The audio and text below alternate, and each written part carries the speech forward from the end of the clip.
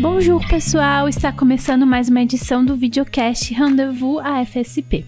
Eu sou a Suzana Leite e trabalho na área de comunicação da Aliança Francesa de São Paulo. Sejam todos e todas bem-vindos e bem-vindas. Hoje vamos conversar sobre a obra O Pequeno Príncipe, do escritor Antoine de Saint-Exupéry. Em abril, a publicação completa 80 anos em plena forma. O Pequeno Príncipe continua conquistando leitores de todas as idades ao redor do mundo, principalmente os estudantes da língua francesa. Não é difícil encontrar alguns alunos que começaram a se interessar pela língua francesa através desse livro. Mas qual é o motivo de tanto fascínio por Le Petit Prince? Quem vai tentar responder essa pergunta é a nossa convidada, Thaís Chauvel, doutoranda do Departamento de Teoria Literária e Literatura Comparada da Universidade de São Paulo. Ela criou um curso com videoaulas só sobre a obra, que se chama O Pequeno Príncipe Além das Páginas. Bonjour, Thaís, que bom que você aceitou o nosso convite, é um prazer ter você aqui conosco. Bonjour, Suzana, bonjour a todos. É um prazer imenso para mim estar aqui hoje para conversarmos sobre essa obra tão encantadora que é O Pequeno Príncipe. Estou muito feliz. Então vamos lá, vamos começar. Thaís, antes de começar a nossa entrevista, você pode fazer um resumo da história do Pequeno Príncipe para quem ainda não conhece esse clássico? Claro, então não é uma tarefa fácil, porque na verdade é uma obra relativamente extensa, né? Quase 100 páginas, então eu vou tentar resumir. Vamos lá.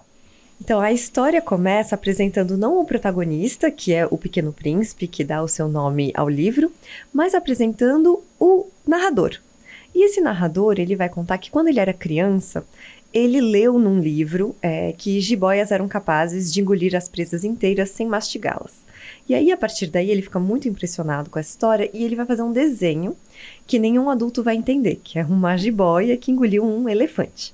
Mas aí o que acontece? Ele mostra todo orgulhoso o desenho dele, a obra-prima dele para os adultos. E os adultos enxergam um chapéu, em vez de enxergar uma jiboia que engoliu um elefante.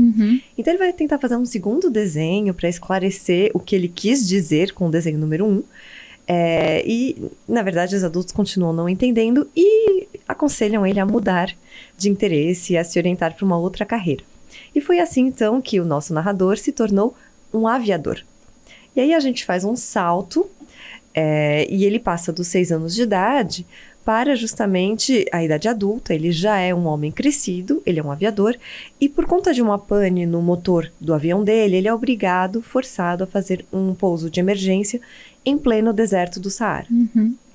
E é no meio dessa situação muito arriscada, uma situação de risco, porque ele tem plena consciência de que é uma questão de vida ou morte. Ele diz isso, inclusive, no livro, que ele ouve uma voz.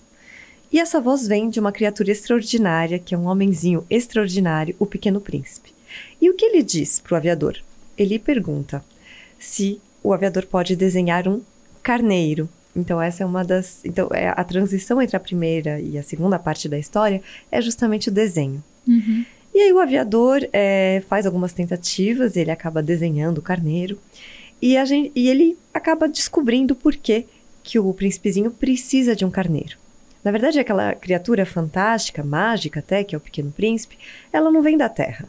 Ela vem de um asteroide, que é o asteroide B612.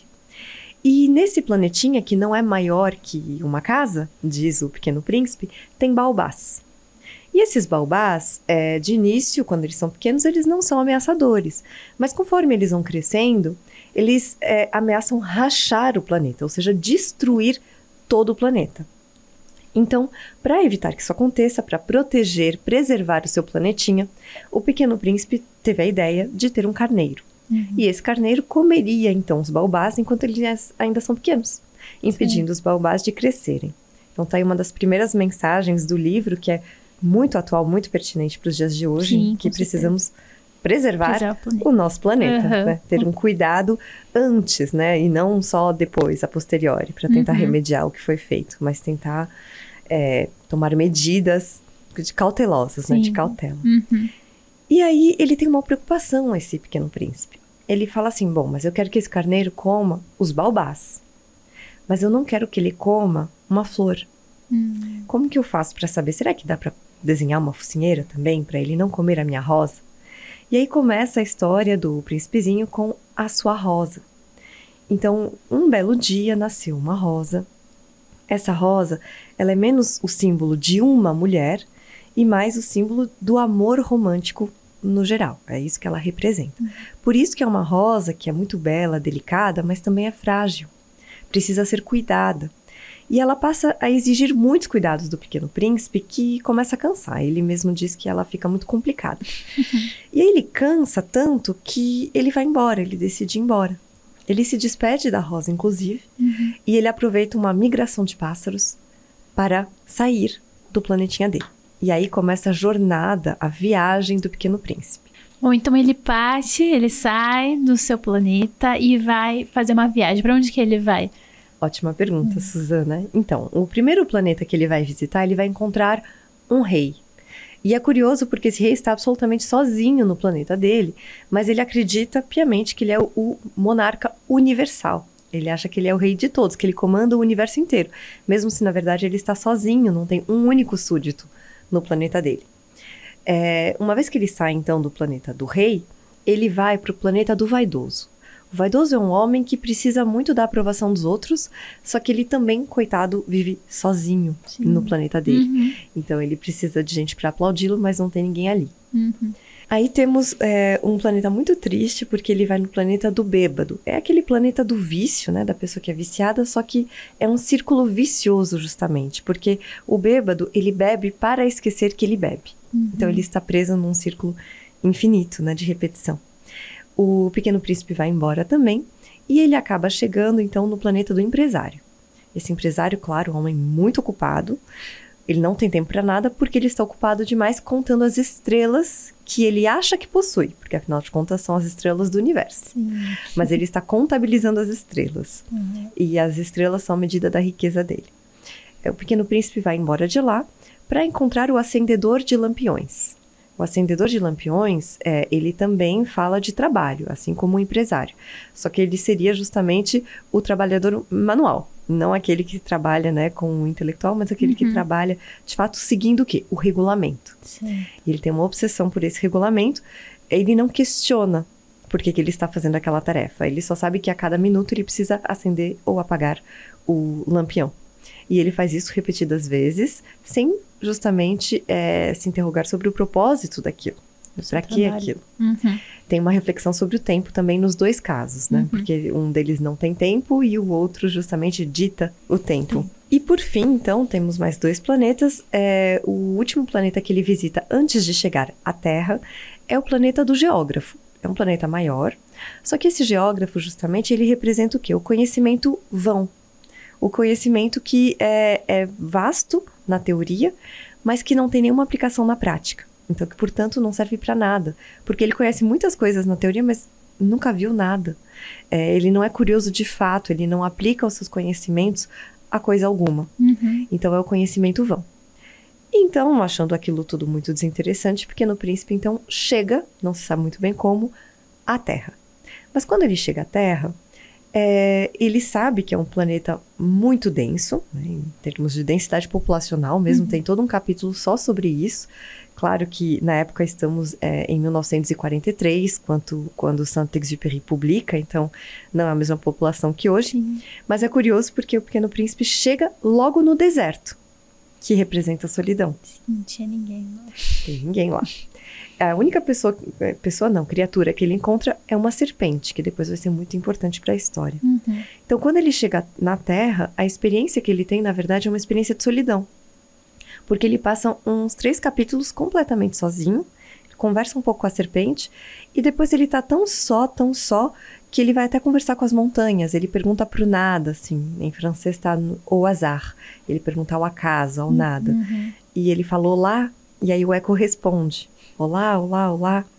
E aí ele diz, eu me sinto tão só, ou estou só. E o eco responde, estou só. Então é realmente sobre a solidão. Então ele está na Terra, ele está sozinho, ele se encontra na Terra, o que acontece? Então, primeiro, depois da experiência de solidão, ele vai se deparar com um jardim de 5.000 rosas, que vai deixá-lo extremamente feliz num primeiro momento, mas depois ele fica chateado porque ele pensa na rosa dele e ele fala, a minha rosa me enganou. Ela não era única, afinal de contas. Então ele sai de lá pensando nisso, preocupado com essa questão, mas ele vai encontrar logo em seguida a raposa, que é, claro, uma das personagens mais importantes do livro, mais emblemáticas. Muita gente lembra da raposinha do Pequeno Príncipe. E ela vai ser a amiga do Pequeno Príncipe. E é ela que vai dar as 2 grandes lições desse livro, as lições que ficam na mente de todo mundo. Lembrando que a raposa ela sempre representa a sabedoria, Sim. Né, o animal esperto. Então, é ela que vai explicar para o Pequeno Príncipe que a rosa dele era única, sim. Porque era a rosa dele, foi o afeto, o cuidado que ele teve com ela que tornou ela única. Não havia outra rosa igualzinha a dele. Então, é a raposa que vai ensinar a primeira lição, que é só se vê bem com o coração, porque o essencial é invisível aos olhos. E justamente pensando naquele capítulo que ele viu todas aquelas rosas, né? E a visão dele engana ele, achando que a rosa dele era igual a todas aquelas. Mas se ele visse com o coração, ele veria que a rosa dele de outro jeito. é única, exatamente. E a outra lição é sobre responsabilidade afetiva, que também é um tema tão atual hoje em dia. Poucas pessoas, né, ainda praticam a responsabilidade afetiva, que é: tu te tornas eternamente responsável por aquele que cativas.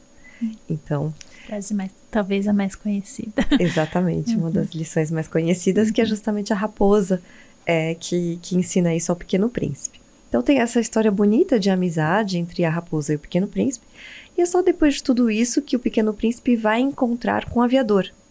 E é nesse momento que a gente volta ao início da narrativa. Então, na realidade, o Pequeno Príncipe estava na Terra há bastante tempo quando ele se encontrou com o aviador parado lá no meio do deserto por conta da pane no motor.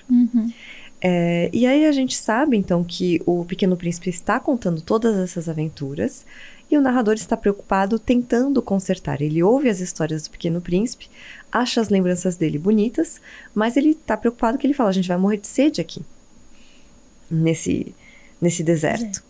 E aí eles saem procurando um poço no deserto, né? E eles acabam encontrando um poço para matar a sede no meio do deserto, que é uma mensagem de esperança. E, enfim, o aviador vai chegar para falar para o Pequeno Príncipe que ele conseguiu consertar o motor e ele vai poder voltar para casa. Só que é um capítulo muito triste, porque é o capítulo da despedida entre esses 2 amigos, o Pequeno Príncipe e o aviador. E o aviador, ele leva um susto quando ele vai dar essa notícia para o Pequeno Príncipe, porque ele percebe a serpente, que é aquela mesma serpente que ele encontrou chegando na Terra.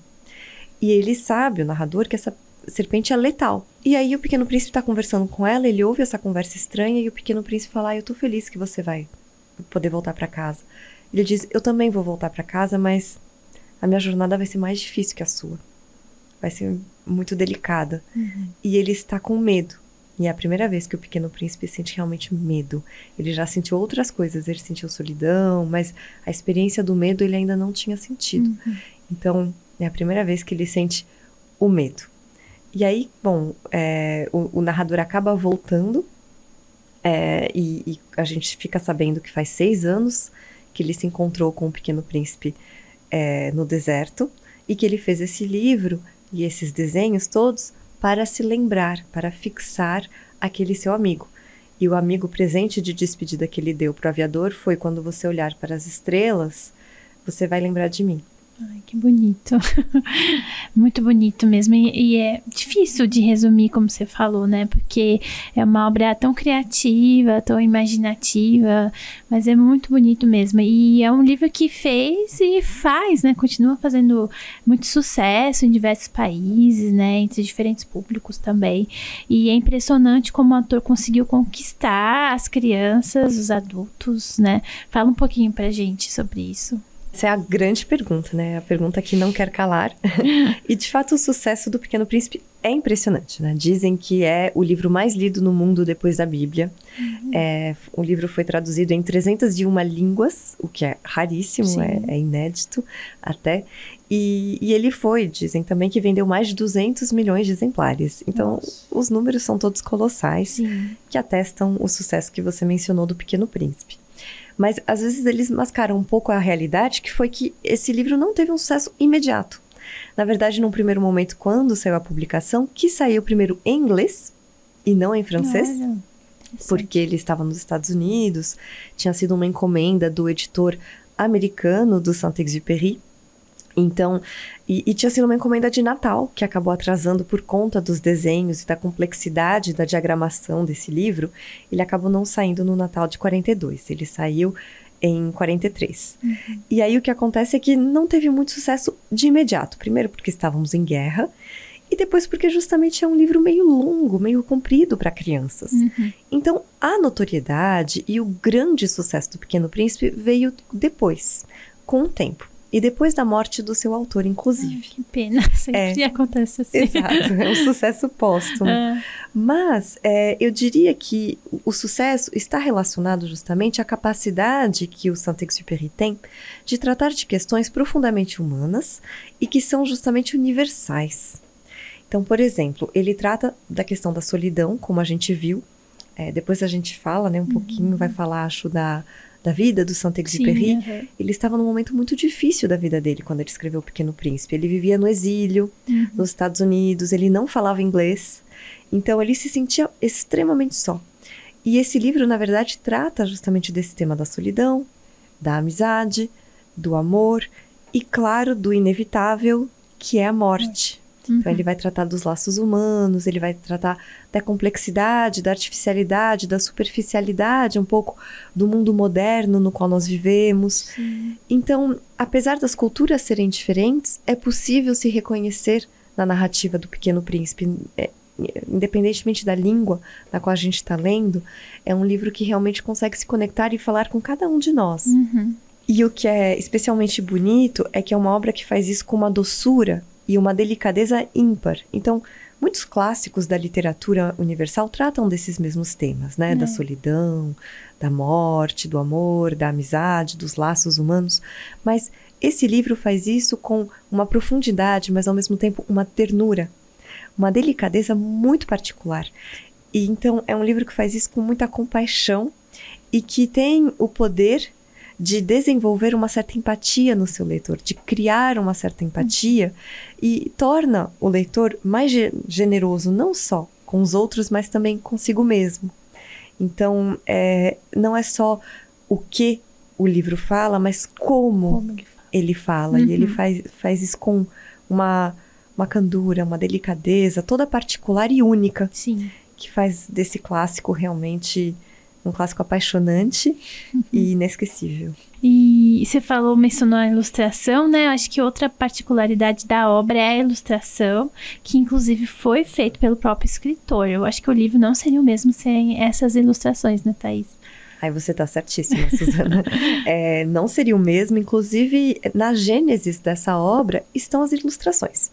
Porque o que acontece é que o Saint-Exupéry, tendo recebido a encomenda desse editor norte-americano, que pediu para ele para fazer um livro infantil. Ele falou, ele percebeu que o Saint-Exupéry estava deprimido e falou para ele, faz um livro de criança para o Natal.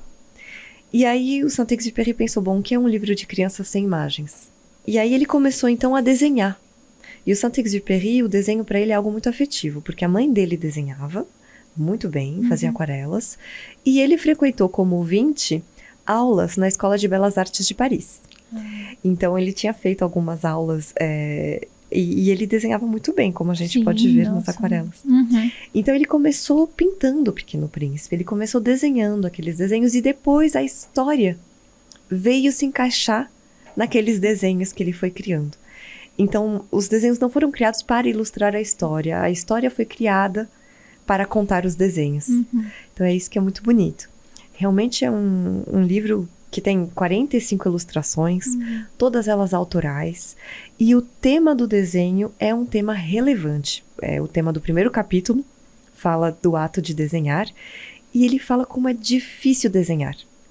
E ele mostra que a mensagem que ele queria transmitir, que era uma jiboia tendo engolido um elefante, não foi passada, né? Então ele diz, na verdade, ele fala da dificuldade do artista em ser compreendido, em fazer a sua mensagem, né, passar adiante. E aí aquela velha história, ele até diz que o Pequeno Príncipe fala, você deveria fazer um desenho para alertar as pessoas do perigo dos baobás. E aí ele faz esse desenho com muito capricho, E a ideia é que ele entendeu ou quer que eu desenhe, né? É um ditado popular, mas é isso. Se vocês não forem entender pelo texto, então eu também vou desenhar para ver se a mensagem de alguma forma passa. E são traços que todo mundo reconhece, né? Quando olha, já sabe, é do Pequeno Príncipe. Exatamente. Mas nem tudo são flores, né? Tem gente que não gosta do livro. Eu já ouvi pessoas dizendo que o livro é brega, cafono. Eu já vi que é de concurso de Miss, né? Aquela parte, né? Qual que é o livro que você mais gosta? Aí a Miss fala, Pequeno Príncipe. Todo mundo conhece o livro, mas pouca gente... Não pouca gente, né? Mas nem todos leram. Podemos dizer que o Pequeno Príncipe é vítima do seu próprio sucesso? Com certeza. Acho que a gente pode dizer isso para todas as obras, né, que atingem muito sucesso, especialmente na literatura, tem um grande preconceito com obras que têm um sucesso comercial.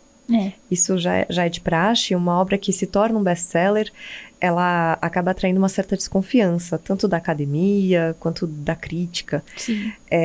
O que é uma pena. No caso do Pequeno Príncipe, não deveria ser assim, porque o Saint-Exupéry, ele não escreveu apenas o Pequeno Príncipe, né? Escreveu muitas obras e já era um autor consagrado antes mesmo da publicação do Pequeno Príncipe, que foi a última obra que ele escreveu antes de morrer, digamos assim, publicou. Sim. Mas certamente ela acaba, por conta desse sucesso todo, ela gera muito ruído. Então Primeiro é uma obra vasta, de difícil compreensão. Não é uma obra simples. Fácil, a gente contou o resumo, uma história até difícil de contar. Sim. Como que uma história difícil de contar vai ser fácil para uma criança absorver? Não é necessariamente. E a gente lê essa obra para crianças, mas não é só um livro de criança, é um livro bem adulto, até pelas questões que ele trata. E ele diz muitas vezes que é um livro sério. Ele fala, não gosto que leiam meu livro levianamente, superficialmente. Ele insiste muito nisso. Então, o que acontece também é que a gente guarda, de um lado, uma lembrança, talvez desse livro que tenha sido lido na infância, mas uma lembrança meio confusa, meio uma história que eu não entendi. Nem todo mundo relê esse livro depois. E às vezes também tem gente que fica na primeira leitura, o que é possível também, né? Você lê e não medita a respeito daquela mensagem. E como é um livro muito alegórico, é um conto de fadas, com muitas simbologias, se você fica só na historinha, você também não atinge, não chega, absorve, né, a mensagem mais profunda a qual ele se pretende. E depois tem, claro, questão de gosto é gosto. É um livro que sofre também com esse preconceito da literatura infanto-juvenil, que é um preconceito que existe ainda hoje. Sim. Então, é um livro vítima de muitos preconceitos, tanto dos best-sellers quanto da literatura infanto-juvenil, que passa essa imagem de ser um livro superficial só porque é um livro para crianças, sendo que, na verdade, é um livro muito complexo e que dialoga muito com clássicos da literatura universal, como a Odisseia, a Divina Comédia do Dante, a Bíblia. Ele dialoga, conversa com todos esses livros. Interessante. Vale a pena reler, então, né? Quem leu quando era criança, reler para entender melhor. Você poderia falar um pouco sobre a vida pessoal, né, do autor? Ele teve uma vida cheia de aventuras, né? Acho que a imaginação dele veio até daí, mas infelizmente com um final trágico, né? Isso é bem verdade. Ele teve uma vida meio trágica, inclusive. A primeira grande tristeza da vida dele é que ele perde o pai muito cedo. Então, Saint-Exupéry é um filho do século XX. Ele nasce em 1900. Em ponto. 1900, nasce Saint-Exupéry, o Antoine. Ele nasce numa família aristocrática, ele tem até o título de conde, mas é uma família aristocrática que não tem dinheiro algum. Só o nome. Só o nome mesmo. E para piorar a situação, o pai morre numa época em que as mulheres não trabalhavam, né? Então o pai morre muito cedo, ele tem 40 anos e ele deixa a viúva dele e mais um monte de filhos, 4 ou 5 filhos já nascidos, e o Antoine é um dos mais velhos. Mas ele vai ser criado com muito esforço, mas também muita dedicação, muito amor pela mãe dele, que é uma mulher muito criativa, o que é raro em 1900, e que vai incentivar muito o lado da brincadeira, o lado mais lúdico dessas crianças, vai estimulá-lo justamente a pintar, a desenhar, a imaginar. Isso não fazia parte muito da educação, né, dos programas. Rígida, né, normalmente. Exato. E ele, apesar de ser um pouco distraído e sonhador, ele vai bem na escola, inclusive quando ele é novo ele ganha um prêmio de redação, melhor redação, e ele começa a voar muito cedo. Com 12 anos de idade ele já voava. E também tem que lembrar que a aviação é recente, é um bebê também, né? Estamos na infância da aviação também. E ele com 12 anos já voa. Então ele se torna justamente aviador, não é um aviador militar, ele é um aviador nos Correios, só que antes disso acontece algo muito grave na vida dele, que vai marcá-lo profundamente. Ele vai perder o seu irmão, seu irmãozinho, que chama François, é um irmão 2 anos mais novo do que ele. Então eles cresceram juntos, a infância toda dele foi ao lado do François, e o François morre com 15 anos de idade, tendo feito um testamento, no qual ele deixa a sua bicicleta para o Antoine. E o Antoine tinha então 17 anos e é um marco, assim, ele diz que foi o que tirou ele da infância, né? Projetou ele com extrema violência no mundo adulto, que é o mundo da morte, é um mundo em que a morte existe e que você precisa de alguma forma superar. Mas ele percebe ali que é algo insuperável, a morte de um ente querido. E O Pequeno Príncipe é sobre isso também. E então ele se torna aviador. É uma vida que ele gosta muito, mas é uma vida muito solitária também. Então, ele é aviador dos Correios. Então, ele é aviador dos Correios. Bem particular isso, né? Exatamente. Então, é uma época em que, inclusive, é um momento muito delicado, porque a aviação está começando apenas, e é um período de teste da aviação. Então, a gente ainda está testando. Naquela época, o Correio viajava essencialmente por via marítima, por barco.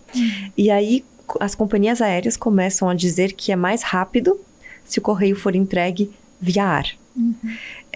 Então, é todo um período um pouco tumultuado. E naquela época, os aviadores voam às cegas, principalmente quando eles voam no escuro, na noite. Perigo, é muito perigoso, não tinha radar, não tinha ainda, né? Porque realmente era uma época que eles não tinham todos aqueles aparelhos de medição que a gente tem hoje. Então, era nesse contexto que o Saint-Exupéry voava. Era uma tarefa difícil, árdua, que exigia muita coragem e que essencialmente servia para você levar cartas, assegurar a comunicação entre pessoas que estavam longe, né? Tem todo um valor simbólico ali.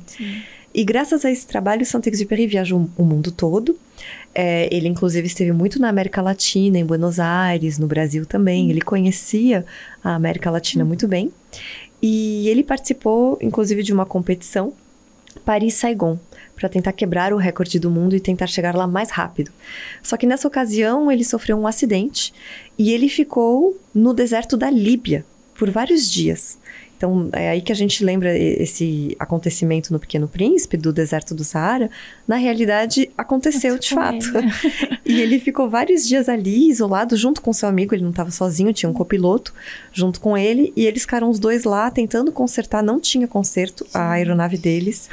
E eles foram resgatados com muita sorte, um acaso tremendo, por uma caravana de beduínos que passava ali. E que resgatou a dupla. E aí o Saint-Exupéry, que já era muito famoso, porque ele já tinha publicado alguns livros, como Correio Sul, Voo Noturno. Voo Noturno tinha sido adaptado por Hollywood, um filme com Clark Gable, que tinha tido um sucesso tremendo. Então ele era um autor muito conhecido naquela época já. E aí todos os jornais na França e nos Estados Unidos falavam do desaparecimento do autor. É um pouco irônico, porque no fim das contas ele morre desaparecido. Então ele sobrevive a essa primeira queda de avião. Durante a Segunda Guerra Mundial, ele se exila nos Estados Unidos.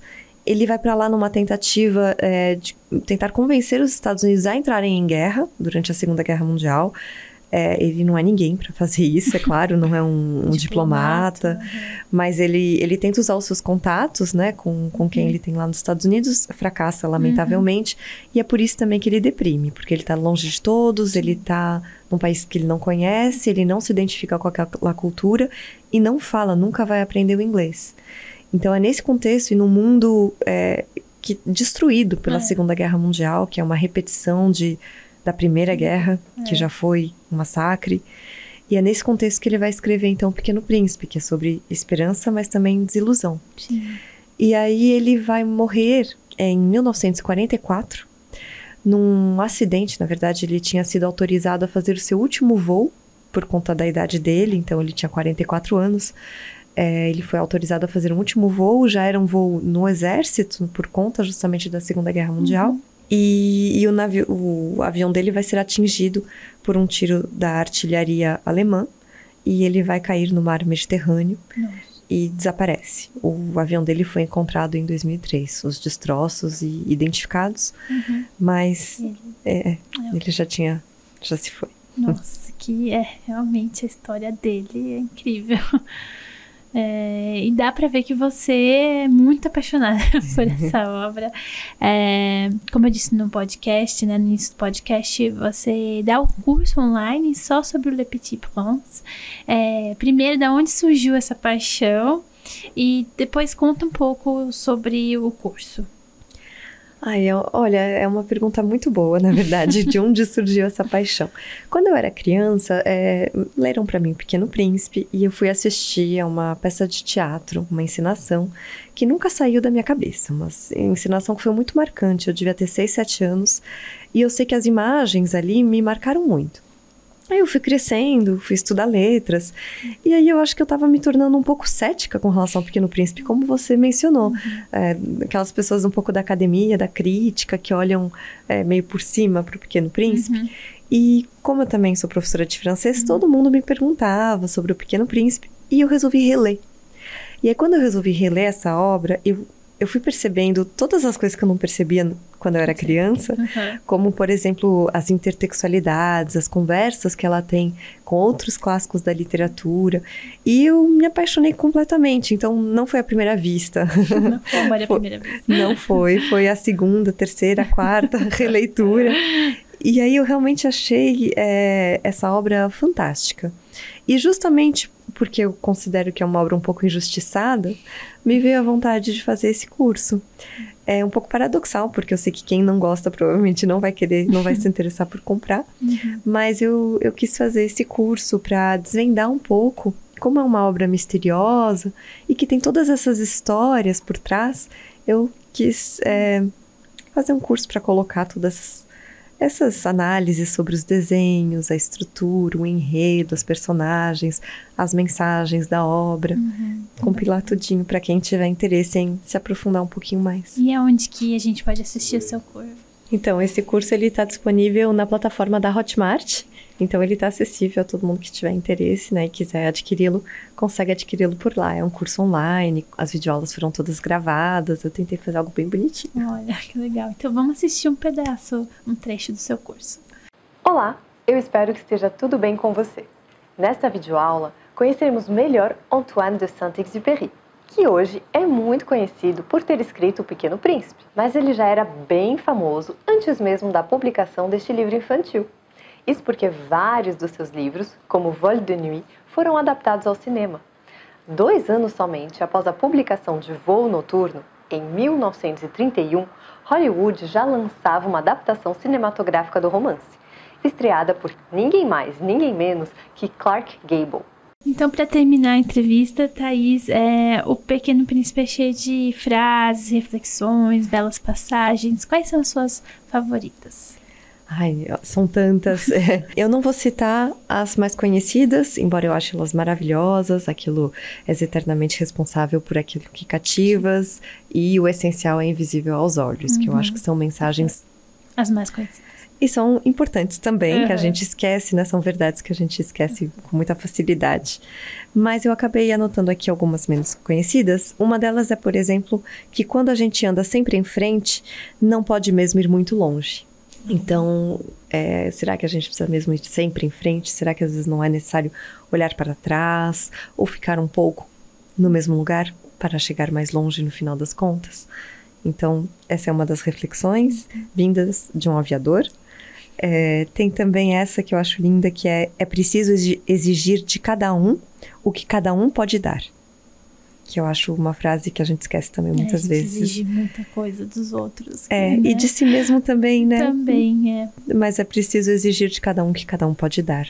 Então, ele fala isso naquele contexto, ele diz assim, se eu ordenasse que um general se transformasse numa gaivota e o general não me obedecesse, a culpa não seria do general, seria minha. Sim. Então, justamente entender, isso é uma verdade que eu tento carregar comigo. Tem outra também que eu anotei que é bem mais difícil julgar a si mesmo que julgar os outros. Se consegues fazer um bom julgamento de ti, és um verdadeiro sábio. Então, às vezes a gente julga os outros muito apressadamente, e a gente não tem, né? Não tem esse olhar para nós, não se enxerga muito. Então, acho que é uma verdade também importante. Tem essa que é triste, mas que também é bem verdade. Entre os homens, a gente também se sente só. Então, não é porque ele chegou nesse planeta que tinha na época 2 bilhões de habitantes, né? Que ele se sente em companhia de amigos. Então, que a solidão, às vezes, ela vem, inclusive, quando você está cercado de gente. Pode vir essa sensação. Com certeza. Uhum. Tem outra também que é, nunca estamos contentes onde estamos. Sobre essa necessidade, né, do ser humano que quer sempre mudar de lugar, evoluir, progredir. E então, isso está relacionado à nossa insatisfação com o momento presente, com o lugar metafórico, né, onde estamos. Então, talvez tentar também despertar esse contentamento com o aqui e agora, acho importante. E tem que o que torna belo o deserto é que ele esconde um poço em algum lugar.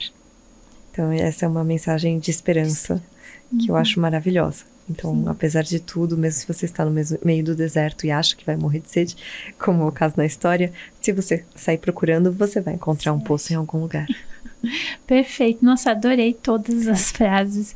E realmente, como você falou, é universal em qualquer cultura e em qualquer época. As frases servem para hoje, ainda mais com as redes sociais e tudo. Cabe como uma luva, direitinho mesmo. Bom, Thaís, a entrevista acabou, foi muito bacana a sua participação, realmente a gente conseguiu olhar o Pequeno Príncipe de uma maneira diferente e me deu vontade de ler mais uma vez o livro. Eu vou alugar lá na biblioteca aqui da Aliança. Nada me deixa mais feliz do que ouvir alguém dizendo eu vou ler o livro ou eu vou reler o livro. Realmente, fico muito feliz quando eu ouço isso. Muito obrigada, foi um prazer imenso conversar com você hoje sobre o Pequeno Príncipe, comemorar o aniversário desses 80 anos. Nossa. Parabéns pelos seus projetos, né, para incentivar a literatura nacional e a literatura francesa, né, não só francesa, mas francófona. E eu quero compartilhar com vocês o perfil do Instagram, né? Me corrige se eu pronunciar errado, é @missliteratura, isso? Tá certinho, é uma homenagem a um escritor francófono, justamente, um escritor haitiano.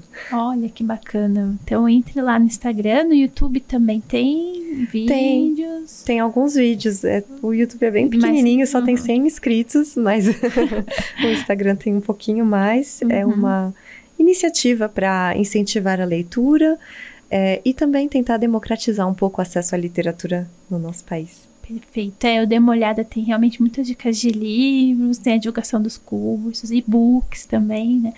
Então, pessoal, fique de olho. Mais uma vez, merci, Thaís. Seja sempre bem-vinda aqui na Aliança Francesa. Merci beaucoup.